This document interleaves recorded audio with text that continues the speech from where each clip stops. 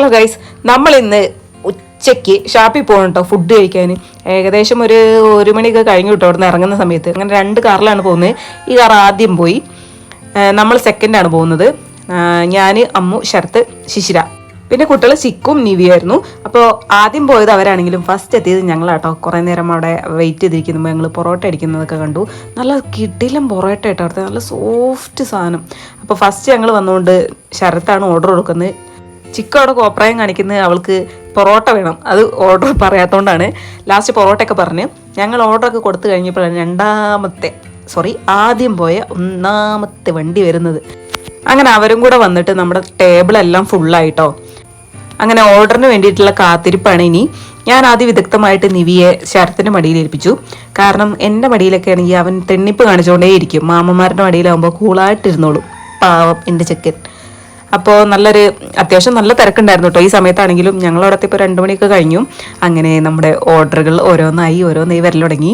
Beef fry, പിന്നെ കാട fry, പിന്നെ ചിക്കൻ കൊണ്ടാട്ടം, പൊറോട്ട, അങ്ങനെ ഫസ്റ്റ് റൗണ്ട് ഇതൊക്കെയാണ് വന്നത്. കറികൾക്കൊക്കെ നല്ല എരിവായിരുന്നു കേട്ടോ. കുട്ടികൾക്ക് കാട ഫ്രൈയും പൊറോട്ടയാണ് കൊടുത്തത്. പിന്നെ ബിരിയാണി റൈസ് ഉണ്ടായിരുന്നു, അതൊക്കെയാണ് കൊടുത്തത്. ബാക്കി എല്ലാ കറികൾക്കും നല്ല എരിവാണ്. മീൻ പൊള്ളിച്ചതും ഉണ്ടായിരുന്നു കേട്ടോ. ആവോലിയായിരുന്നു മീൻ പൊള്ളിച്ചത്. അത്യാവശ്യം എല്ലാം നല്ല ടേസ്റ്റ് ഉണ്ട്. ഇത് ചൂടോടെ ആകുമ്പോഴേ നമുക്ക് കഴിക്കാനും പറ്റുന്നില്ല എന്ന ആക്രാന്തവും എല്ലാം കൂടെ ഒത്തിണങ്ങിയ സമയമായിരുന്നു.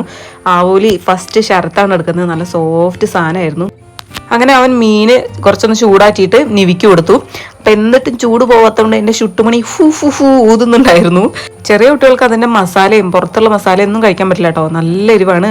ആ മീനിൻ്റെ ഉള്ളിലുള്ള മീറ്റൊക്കെ കഴിക്കാൻ പറ്റുമായിരുന്നു, അത് എരിവുണ്ടായിരുന്നില്ല. എല്ലാവരും എരിഞ്ഞ് കിളി പോയി ഇരിക്കുക കേട്ടോ. ശിശിരൊക്കെ ആദ്യം തലയൊക്കെ കറങ്ങുന്നതെന്ന് പറഞ്ഞു. ഞാനപ്പോൾ പുച്ഛിച്ചു. കുറച്ച് കഴിഞ്ഞപ്പോൾ എരിവ് വലിച്ചിട്ട് എനിക്കും തല കറങ്ങുന്നു. ആവോലിയുടെ മുള്ളു വരെ ചേർത്ത് നിന്നുകൊണ്ടിരിക്കുകയാണ്. ഈ സമയത്ത് നിവിയുടെ മൈൻഡ് വോയിസ്, ആ മുള്ളെങ്കിലും വെറുതെ വിടരാ പത്തി മാമ. ബാക്കി എല്ലാവരും നല്ല വെച്ച് കീറലാണ്. അമ്മയ്ക്കൊക്കെ കാട ഫ്രൈ ഭയങ്കരമായിട്ട് ഇഷ്ടപ്പെട്ടു. എനിക്കും ഭയങ്കരമായിട്ട് എല്ലാം ഇഷ്ടപ്പെട്ടു. നമ്മൾ വീട്ടിലുണ്ടാക്കുന്ന പോലെയല്ല, കാടയൊക്കെ നല്ല സോഫ്റ്റ് സാധനമായിരുന്നു, ഭയങ്കര ക്രിസ്പി, അടിപൊളി.